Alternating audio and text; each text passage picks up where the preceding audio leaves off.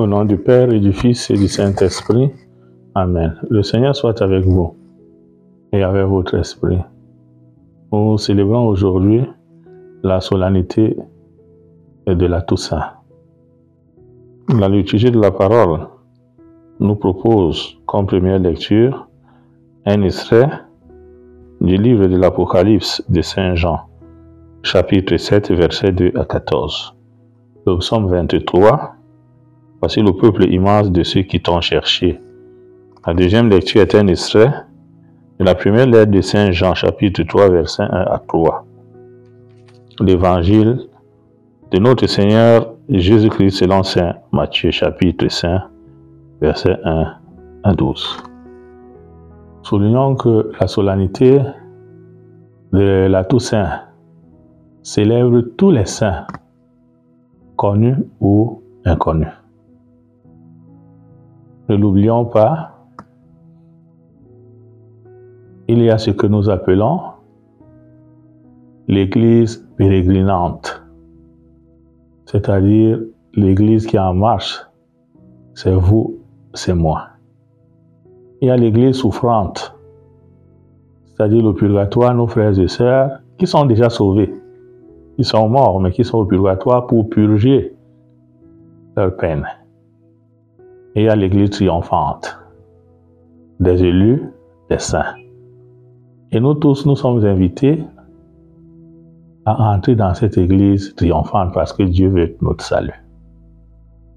Alors, ceux qui sont les saints, ce sont nos frères et sœurs qui ont vécu comme vous et moi, avec leur talent, leur qualité, leur joie, mais aussi leur faiblesse et leur peine. À un moment de leur vie, Dieu leur a accordé cette grâce d'être purifiés de tout péché. Ici, il y a la grâce de Dieu et l'effort personnel. Aujourd'hui, ils sont des saints et leur mission, c'est de prier, d'intercéder pour nous. Et la liturgie de la parole, de nos jours, nous parle des béatitudes.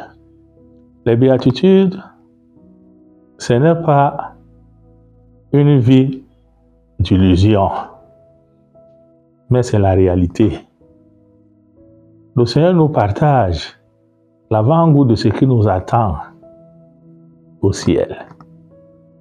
Et c'est la raison pour laquelle nous devons nous efforcer de travailler sur le plan spirituel et même sur le plan humain pour que nous entrions dans le royaume de Dieu, pour vivre dans la plénitude ces béatitudes.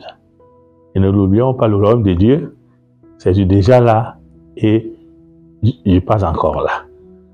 Donc, ça signifie que là-bas dans le royaume de Dieu, comme le souligne Saint Jean dans l'Apocalypse, il y a des places pour nous tous. Le royaume de Dieu n'est pas comparable peut-être à des places dans un bus ou dans un train ou dans un avion où on achète une place, on la réserve au point où ceux qui n'ont pas réservé n'ont pas de place. Mais ici, pour entrer dans le royaume de Dieu, nous n'avons même pas à débourser un seul franc. Accueillir juste l'amour de Dieu et aussi vivre dans cet amour de Dieu et aussi transmettre cet amour de Dieu à notre prochain et à ceux et celles avec qui nous vivons. Cette foule immense dont parle Saint Jean dans l'Apocalypse, ce sont ces personnes qui ont lavé leur sang dans le vêtement de l'agneau, c'est-à-dire par amour pour le Christ. Ils ont accepté de se faire violence. Ils ont accepté de tout abandonner.